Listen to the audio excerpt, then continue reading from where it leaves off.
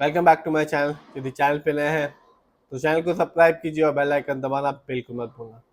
ये वीडियो सिर्फ और सिर्फ एजुकेशनल पर्पज है, ना हम खरीदने की सलाह देते हो ना ही बेचने की।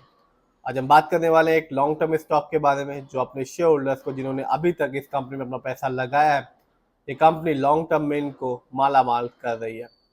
इस कंपनी का नाम है ग्रेविटा इंडिया और कंपनी बिजनेस में है lead processing, aluminium processing, trading, lead product and aluminium scrap and dealing in Turkey lead recycling products में। और आज के दिन यानी कि 7 जुलाई 2025 को इस कंपनी का शेयर प्राइस है 1836 रुपीज़ और आज इस कंपनी के शेयर में मामूली सी गिरावट देखने को मिली 1% की। बात की जाए लॉन्ग टर्म की यानी कि 1 साल की, तो यहाँ इस कंपनी ने अपने शेयर होल्डर्स को, मार्केट डाउन था फिर भी निराश नहीं किया, कंपनी ने 28% रिटर्न निकाल के दिया।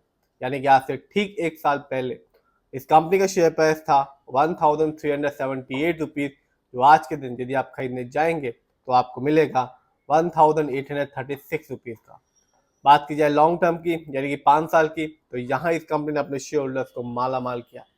सिर्फ और सिर्फ 5 साल में इस कंपनी ने अपने शेयर होल्डर्स को रिटर्न के तौर पे दिया 4047% का रिटर्न। यानी कि आज से ठीक 5 साल पहले इस कंपनी के एक शेयर का प्राइस था सिर्फ और सिर्फ 47 रुपये 20 पैसे, जो आज के दिन यदि आप खरीदने जाते हैं तो आपको मिलता है 1836 रुपीज़ का।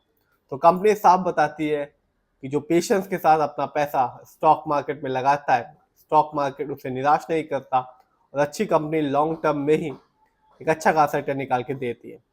बात की जाए और देखा जाए इस कंपनी के स्टॉक की परफॉर्मेंस को, तो 1 साल में इस कंपनी का हाईएस्ट शेयर प्राइस गया 2700 रुपीज़, जबकि 1 साल में इस कंपनी का लो शेयर प्राइस आया 1310 रुपीज़। बात की जाए इस कंपनी कुछ इवेंट्स के बारे में, तो कंपनी ना केवल अपने शेयर होल्डर्स को लॉन्ग टर्म में रिटर्न निकाल के दे रही है, साथ ही कंपनी अपने शेयर होल्डर्स को डिविडेंड भी दे रही है। अभी ही इस कंपनी ने इसी साल अपने शेयर होल्डर्स को डिविडेंड दिया, हर एक शेयर के बदले में 6 रुपीज़ 35 पैसे का। एक अच्छा खासा डिविडेंड कहा जाएगा 6 रुपये 35 पैसे का। जिस भी शेयर होल्डर्स के पास इस कंपनी के शेयर की एक अच्छी खासी क्वांटिटी होगी, उसे एक अच्छा खासा डिविडेंड देखने को मिला होगा। बात की जाए इस कंपनी के फंडामेंटल्स की, तो मार्केट कैप अच्छा खासा है 13,699 करोड़। ये कंपनी एक लार्ज कैप की कंपनी है और लार्ज कैप की कंपनी का मार्केट कैप होता है 7,000 करोड़ से लेके 20,000 करोड़ के बीच में। बात की जाए इस कंपनी के पीबी रेशियो की, तो कंपनी का पीबी रेशियो है 6.62। शेयर मार्केट में एक अच्छा पीबी रेशियो कहलाता है 1 या तो बिलो 3। पीबी रेशियो एक फाइनेंशियल मैट्रिक होता है जो कंपेयर करता है कंपनी के मार्केट वैल्यू को उसके बुक वैल्यू से। बात की जाए इस कंपनी के इंडस्ट्री पी की, तो कंपनी का इंडस्ट्री पी है 12.95। शेयर मार्केट में एक अच्छा इंडस्ट्री पी होता है 20 से लेकर 25 के बीच में। इंडस्ट्री पी से ये पता चलता है कि कंपनी का जो स्टॉक है वो मार्केट में चीप है या एक्सपेंसिव है। इससे ये भी पता चलता है कि कंपनी का स्टॉक अंडर वैल्यूड है या ओवर वैल्यूड है। लोअर इंडस्ट्री पी अच्छा कहलाता है फॉर बोथ बिजनेस के लिए और शेयर होल्डर्स दोनों के लिए। बात की जाए इस कंपनी के डेब्ट टू इक्विटी की यानी कि लोन कर्ज की, तो वो है 0.40। शेयर मार्केट में किसी भी कंपनी का डेब्ट टू इक्विटी अच्छा कहलाता है 1 से लेके 1.5 के बीच में। इस कंपनी का डेब्ट टू इक्विटी यानी कि लोन कर्ज का प्रतिशत है 0.14, कह सकते हैं ना के बराबर लोन कर्ज है इस कंपनी पे। आइए जानते हैं इस कंपनी के आरओई को यानी कि रिटर्न ऑन इक्विटी, तो कंपनी का आरओई है 15.09%। शेयर मार्केट में एक अच्छा आरओई कहलाता है 15 से लेकर 20% के बीच में। आरओई का मतलब होता है कि जो पैसा शेयर होल्डर्स ने कंपनी को दिया है, कंपनी ने उसका प्रॉपर यूटिलाइज किया भी है या नहीं। तो शेयर मार्केट में अच्छा आरओई कहलाता है 15 से लेकर 20% के बीच में।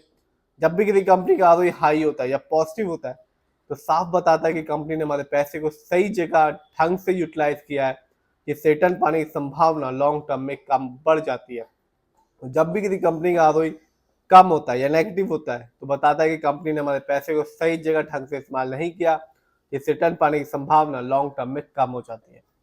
जानते हैं इस कंपनी के ईपीएस को, तो कंपनी का ईपीएस टीटीएम है 42.32। शेयर मार्केट में एक अच्छा ईपीएस टीटीएम कहलाता है 80 और उससे ज्यादा। Earning per share trailing 12 month का ये मतलब होता है कि कंपनी ने लास्ट 12 मंथ में कुछ अर्न किया भी है या नहीं। बात की जाए इस कंपनी के डिविडेंड यील्ड की, तो कंपनी का डिविडेंड यील्ड है 0.34%।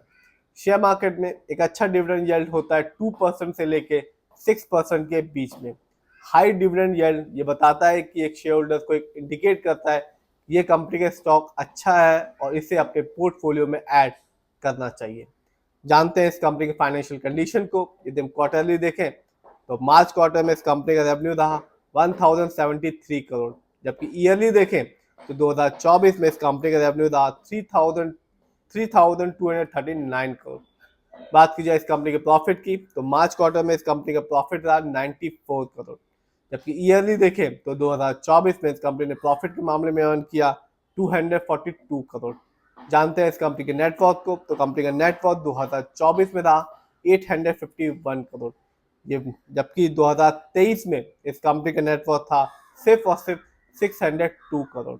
बात की जाए इस कंपनी के शेयर होल्डिंग पैटर्न की, तो प्रमोटर यानी कि इस कंपनी के ओनर्स का पैसा अपनी ही कंपनी में सबसे ज्यादा लगा हुआ है, जिसका परसेंटेज है 59%, जो एक अच्छी बात होती है। जबकि दूसरे नंबर पर आता है रिटेल एंड अदर, यानी कि हम लोग का पैसा इस कंपनी में लगा हुआ है 21% का। जबकि तीसरे नंबर पर आता है FII, जिनका पैसा इस कंपनी में लगा हुआ है 14% का। तो कंपनी ना केवल अपने शेयर होल्डर्स को एक अच्छा खासा रिटर्न निकाल के दे रही है लॉन्ग टर्म में, साथ ही साथ एक अच्छा खासा डिविडेंड भी दे रही है ये कंपनी। अभी ही इस कंपनी ने अपने शेयर होल्डर्स को 6 रुपए 35 पैसे का डिविडेंड निकाल के दिया। तो कंपनी मालामाल कर रही है रिटर्न से भी और डिविडेंड से भी। फिर भी जिस भी कंपनी के शेयर में इन्वेस्ट करें, खुद रिसर्च करें, एनालाइज करें, अपने फाइनेंशियल एडवाइजर की राय लें।